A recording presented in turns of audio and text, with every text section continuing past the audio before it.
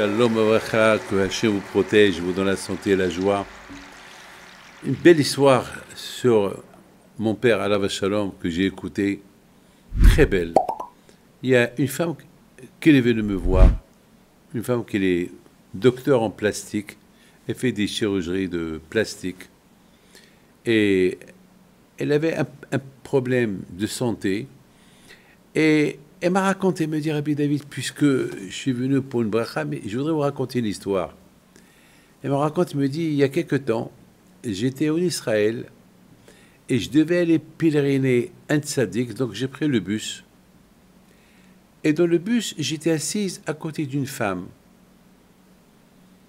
Et j'ai remarqué que cette femme, elle avait ses mains, dans ses mains, elle avait 6 doigts. 6 doigts. Alors, et moi, elle me dit, Rabbi David, moi, je fais des opérations plastiques. J'ai l'expérience pour enlever les doigts qui sont en plus. J'ai l'expérience. Alors, je lui ai demandé, Madame, je peux vous parler une minute?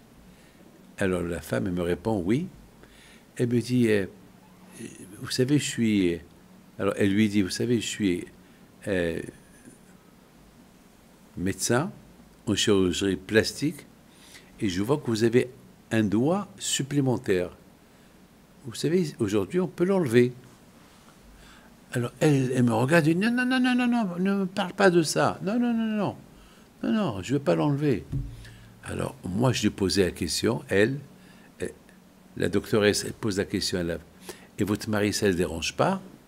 Non, non, mon mari, ça ne le dérange pas. Lorsqu'on s'est mariés, il m'a connu avec 6 doigts, et je lui ai dit, voilà, on se marie avec la condition que tu ne m'embêtes pas, que tu ne me dis pas que je l'enlève. Donc mon mari, ça fait déjà longtemps qu'on est mariés ensemble, il sait bien que c'est un doigt, qu'il est là, je ne l'enlève pas. Ah, maintenant, la doctoresse lui pose une question. Mais pourquoi tu ne l'enlèves pas? Je m'excuse. Parce que aujourd'hui, on peut l'enlever. Il dit, bon, je crois, je vais vous raconter une histoire. Alors, elle lui raconte. Elle dit, vous savez que ma mère, elle n'arrivait pas à avoir des enfants. Des filles. Elle avait des garçons, mais pas des filles. Et ma mère était vieille. Elle commençait à devenir monopause. Elle est partie chez Rabbi Moshe Pinto, mon père. Elle a dit à Rabbi Moshe Pinto, j'ai que des garçons, j'ai pas de filles. Et voilà, je commence à devenir monopause. Et ça me fait de la peine que j'ai vu une fille. Et mon père lui dit, j'ai de la peine pour vous, mais c'est bien ce que Hachem t'a donné. Ça y est, Hachem t'a donné que des garçons, ben que le bon Dieu les protège. Non, je ne peux pas vivre. Je suis pas bien, je suis pas bien. Alors mon père réfléchit. Il dit, tu sais quoi? Alors je vais te faire une bracha pour que le bon Dieu te donne une fille. Mais sache, cette fille, elle va avoir un défaut. Elle va avoir un défaut, mais je ne peux pas te dire où il va avoir ce défaut. Son nez, son visage, dans ses yeux, dans ses mains, dans ses pieds, je ne peux pas vous dire. Alors elle dit, pourquoi elle doit naître avec un défaut? Alors mon père lui dit, parce que tu es en train de demander quelque chose de surnaturel. Alors pour que la fille que tu vas avoir, jamais elle oubliera le miracle que Hachem a fait avec elle, elle va avoir un défaut, que ce défaut-là, il ne faut jamais qu'elle le répare. Elle vit avec.